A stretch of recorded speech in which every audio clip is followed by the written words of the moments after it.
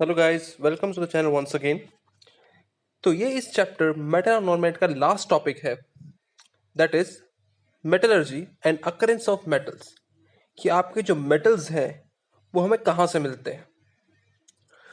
तो हमारे most of the metal हमें जो मिलते हैं वो है हमारी अर्थ क्रस्ट के, धरती के अंदर से।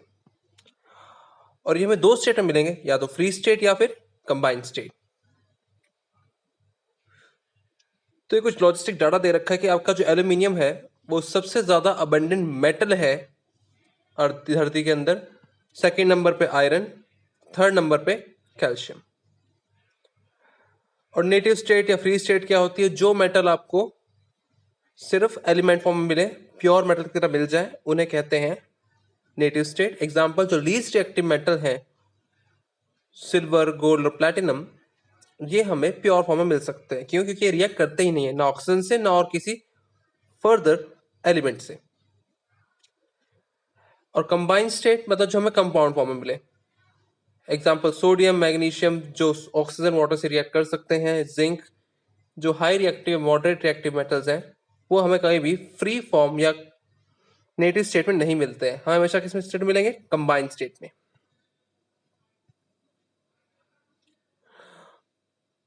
और कुछ मेटल्स ऐसे हैं जो फ्री और कंबाइंड दोनों में मिल सकते हैं।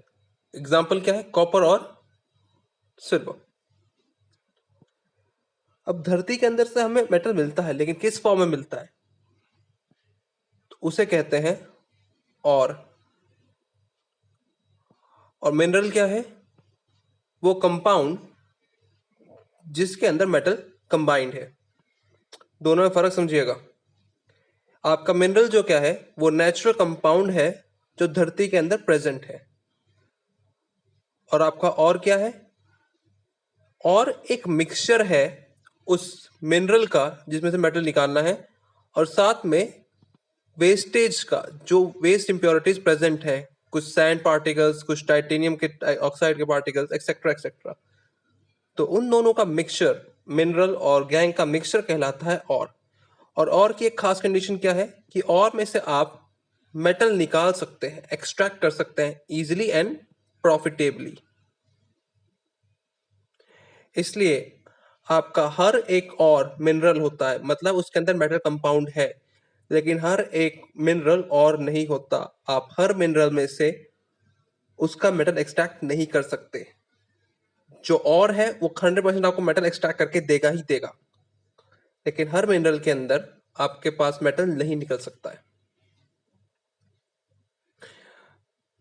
अब उसके अलावा हमारे पास कुछ पॉइंट्स दे रखे हैं कि आपके जो लीस्ट एक्टिव मेटल्स हैं वो मोस्टली किस फॉर्म मिलते हैं? सल्फाइड फॉर्म में, सल्फर से रिएक्ट करते हैं।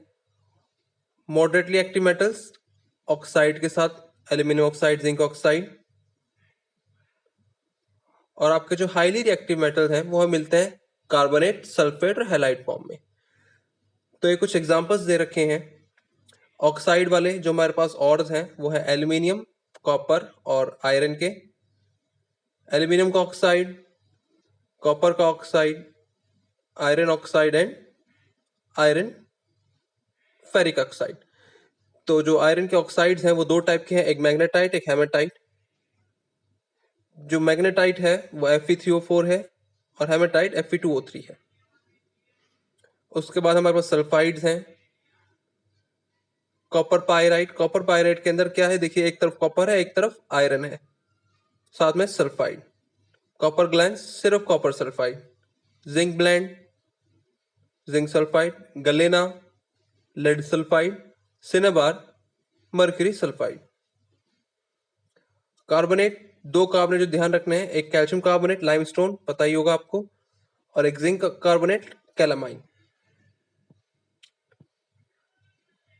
और उसके बाद जो हैलाइड्स हैं, NaCl रॉक सॉल्ट, मैग्नीशियम का कार्नलाइट है।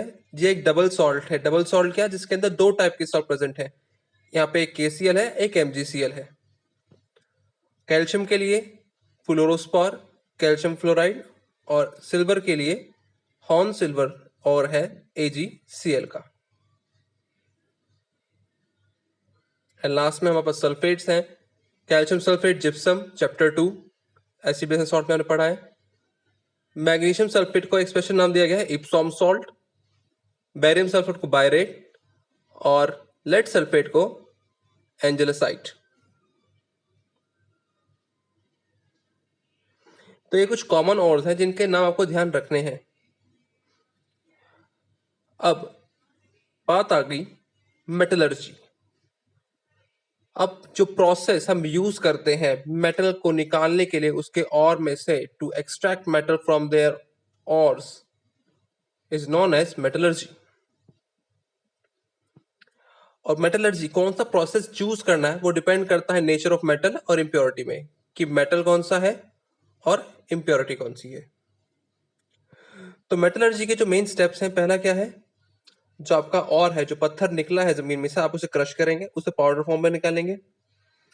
पाउडर करने के बाद उसका कंसंट्रेशन करेंगे, एनरिचमेंट, उसके अंदर जो एक्सेस इंप्योरिटी है वो निकाल देंगे और सिर्फ मिनरल लेंगे, सिर्फ मेटल कंपाउंड लेंगे। जैसे ही वो कंपाउंड कंसंट्रेट हो जाएगा, मेटल कंपाउंड बचेगा, आप उसमें से मेटल निकालेंगे यूजिंग डिफरेंट मेथड्स। और जो मेटल आएगा वो इम्प्योर फॉर्म में होगा, 96% 95% प्योर होगा, उसे आप रिफाइन करके प्योर मेटल निकालेंगे। अब इसका एक टेबल देखते हैं। सेम वही, आपका पहला स्टेप क्या होगा, ग्राइंडिंग ऑफ ओर। दूसरा, पाउडर जो ओर मिला है उसको आप कंसंट्रेट करेंगे, कैसे, उसमें से जो इम्प्योरिटीज है उसे मिनिमाइज कर देंगे। अब इम्प्योरिटीज होने के बाद आपके पास जो मिनरल आया है, हम जानते हैं मेटल 3 टाइप का है, एक हाईली एक्टिव, एक मॉडरेटली एक्टिव और एक लीस्ट एक्टिव। इन तीनों के बेस पे हम डिफाइन करेंगे जो मिनरल है हमारे पास, 3 अलग अलग कैटेगरीज में डिफाइन करेंगे। जिस कैटेगरी का मिनरल होगा उस कैटेगरी के लिए एक पर्टिकुलर मेटलर्जी प्रोसेस होता है। अगर बात करूं हाईली एक्टिव मेटल्स जैसे सोडियम, कैल्शियम, मैग्नीशियम एक्सेट्रा के लिए, तो इनका एक ही प्रोसेस है, इलेक्ट्रोलाइसिस। आप करंट पास करके इनमें से मेटल एक्सट्रैक्ट करते हैं। कैसे करते हैं वो हम आगे पढ़ेंगे। अगर आपके पास मीडियम एक्टिव मेटल्स हैं तो आप पहले जो और आया है, जो 2 और हमारे पास आते हैं मोस्टली मॉडल एक्टिव में, वो होते हैं कार्बोनेट और सल्फाइड और। तो उन दोनों ओर्स को हम क्या कन्वर्ट करेंगे, उसके मेटल ऑक्साइड में। और मेटल ऑक्साइड में कन्वर्ट करने के बाद उसका कर देंगे रिडक्शन, हमें इम्प्योर मेटल मिल जाएगा और फाइनल में रिफाइनिंग। इसमें पॉइंट ये बैठता है कि मैं डायरेक्टली इसमें मेटल क्यों नहीं निकाल सकता, मैं मेटल ऑक्साइड पे जा ही क्यों रहा हूं। पॉइंट ये है कि डायरेक्ट जो रिडक्शन होता है मेटल का कार्बोनेट या सल्फाइड से, बहुत मुश्किल होता है। इंस्टेड मेटल ऑक्साइड से उसे रिड्यूस करना बहुत आसान होता है, इसलिए उसे मेटल ऑक्साइड में कन्वर्ट करते हैं। और जिस प्रोसेस से आप कार्बोनेट और को मेटल ऑक्साइड में कन्वर्ट करते हैं उसे कहते हैं कैल्सिनेशन, और जिसमें सल्फाइड और को कन्वर्ट करते हैं मेटल ऑक्साइड में उसे कहते हैं रोस्टिंग। इसके बारे में आगे पढ़ेंगे। And last, least active metals. आपके जो लीस्ट एक्टिव मेटल्स हैं वो मोस्टली आपके सल्फाइड और की फॉर्म में होते हैं, और आप उसे डायरेक्टली रोस्ट करेंगे तो आपका मेटल आ जाता है और उसे बस रिफाइन करना पड़ता है। अब इस चार्ट को फर्दर पूरी तरह पढ़ते हैं, एक एक कैटेगरी पे जाते हैं, हाईली एक्टिव, मॉडरेटली एक्टिव और लीस्ट एक्टिव को पढ़ना शुरू करते हैं। तो आप देख सकते हैं पहला मेथड क्या है, crushing and grinding of ore. उसके लिए आपके पास 2 मेथड है, एक हैमर मिल मेथड जिसके अंदर एक कोन शेप के अंदर डिस्क लगी होती है और ये डिस्क लगातार घूमती रहती है जिसके अंदर और क्रश होता रहता है। दूसरा स्टैंप मिल मेथड, इसके अंदर आप साइड से और डालते रहते हैं और वो और एक हैमर के नीचे पहुंचता रहता है और वहां क्रश होता रहता है। फिर पाउडर और आपका क्या होगा, कंसंट्रेट होगा। अब इसमें से बहुत अच्छे क्वेश्चंस बनते हैं। ये कंसंट्रेशन क्या होती है, रिमूवल ऑफ इम्प्योरिटीज। ये करने के हमारे पास 4 तरीके हैं, जिसमें से 3 फिजिकल मेथड है और एक केमिकल मेथड है। मतलब 3 हम मशीनरी से कर सकते हैं और एक हम केमिकल डाल के करते हैं। तो जो पहले 3 मेथड्स हैं कौन कौन से हैं, हाइड्रोलिक वॉशिंग। इसके अंदर आप और को ऊपर से डालते हैं और नीचे से पानी की एक तेज धार स्ट्रीम लगातार उस ओर पर पड़ती रहती है। तो इसके अंदर डिफरेंस होना चाहिए उसकी डेंसिटी में, और की और वेस्ट की डेंसिटी में। हम चाहते हैं हमारा और जो है वो भारी होना चाहिए, ताकि भारी और पानी के साथ उड़ ना जाए बल्कि नीचे आके बैठे। तो अगर यहां से पानी लगातार जाता रहेगा ऊपर की तरफ तो और नीचे आता रहेगा और पानी के साथ वेस्ट अलग निकल जाएगा। तो मोस्टली हमारे पास आयरन, टिन और लेड का जो और होता है वो काफी हैवी होता है, तो उनके लिए हम ये यूज कर सकते हैं। देन मैग्नेटिक सेपरेशन, नाम से ही पता लग रहा है मैग्नेट का यूज करेंगे। तो किसके लिए यूज कर सकते हैं? ऐसे मेटल जो मैग्नेटिक नेचर के, एग्जांपल हेमेटाइट और मैग्नेटाइट ओर, आयरन ओर्स के लिए। इसमें होता क्या है, आप ऊपर से और डालते हैं एक मैग्नेटिक बेल्ट पे, और मूव करता रहता है, और जैसे ही वो बीच के मैग्नेटिक रिंग पे पहुंचेगा और जो है बेल्ट से चिपका रह जाएगा और वेस्ट गिरना शुरू हो जाएगा।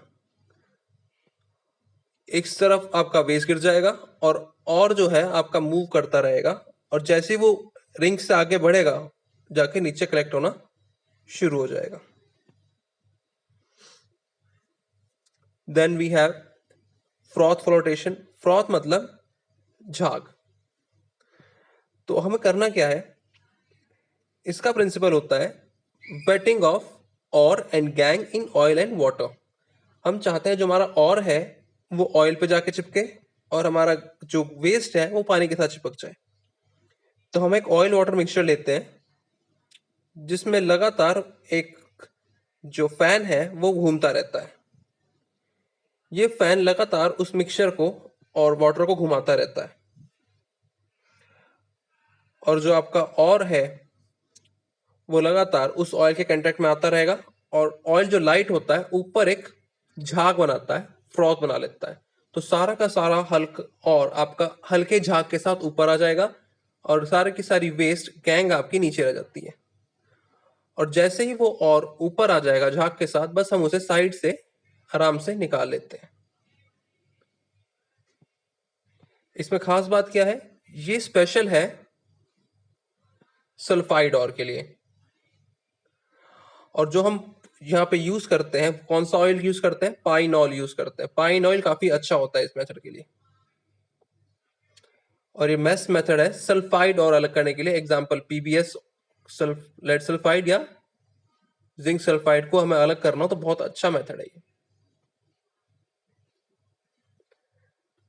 And last method is leaching. Leaching का लगभग फिल्ट्रेशन जैसा होता है। फॉर एग्जाम्पल, अगर आपके पास सैंड और वाटर, सैंड और सॉल्ट का मिक्सचर हो, तो आप उसे कैसे करेंगे? पानी में डाल के। आपने पानी में डाला, सारा सॉल्ट मिक्स हो गया, सैंड एक तरफ आ जाएगा और सॉल्ट वाला पानी एक तरफ आ जाएगा। आप उसे फिल्टर करके अलग कर सकते हैं। सेम मेथड हम यहाँ इस्तेमाल करते हैं, बस फर्क क्या है कि जो हमारा और है, फॉर एग्जाम्पल मेरा एल्यूमिनियम और है, उसके अंदर टाइटेनियम और सिल्वर सिलिकॉन डाइऑक्साइड की इंप्योरिटीज हैं, तो उसे मैं मिक्स करूंगा एक्वस NaOH में। अब NaOH क्या करेगा? उसे डिसॉल्व कर लेगा और अपना एक्वस सोल्यूशन बना लेगा। इस सॉल्यूशन में आपका एल्यूमिना डिसॉल्व हो चुका है, just like salt in water. और आपकी जो टाइटेनियम और सिलिकॉन की इंप्योरिटीज हैं वो सैंड की तरह अलग पड़ी रहेंगी। फिर करेंगे क्या? फिल्ट्रेशन। फिल्ट्रेशन से आपका टाइटेनियम और सिलिकॉन रिमूव हो जाता है। अब क्योंकि आपके पास प्योर एक्वस सॉल्यूशन आ चुका है सोडियम एल्यूमिनेट का, तो आप उसे क्या करेंगे? उससे वापस उसका प्योर और निकालने की कोशिश करेंगे। कैसे? आपने बेस डाल के जोड़ा था और नॉन मेटेलिक ऑक्साइड एक एसिडिक ऑक्साइड डाल के तोड़ देंगे। कार्बन डाइऑक्साइड डाल के आपने उसे तोड़ दिया, आपका pure bauxite, pure aluminium oxide एक तरफ आ जाएगा, जिसे आप फर्दर हीट कर सकते हैं और एक्सेस ऑफ वाटर निकाल देंगे। इस तरह से आपका प्योर एल्यूमिना बॉक्साइट आ जाएगा। तो ओके क्लास, आपको यहाँ तक समझ आ गया होगा। इसके बाद नेक्स्ट क्लास में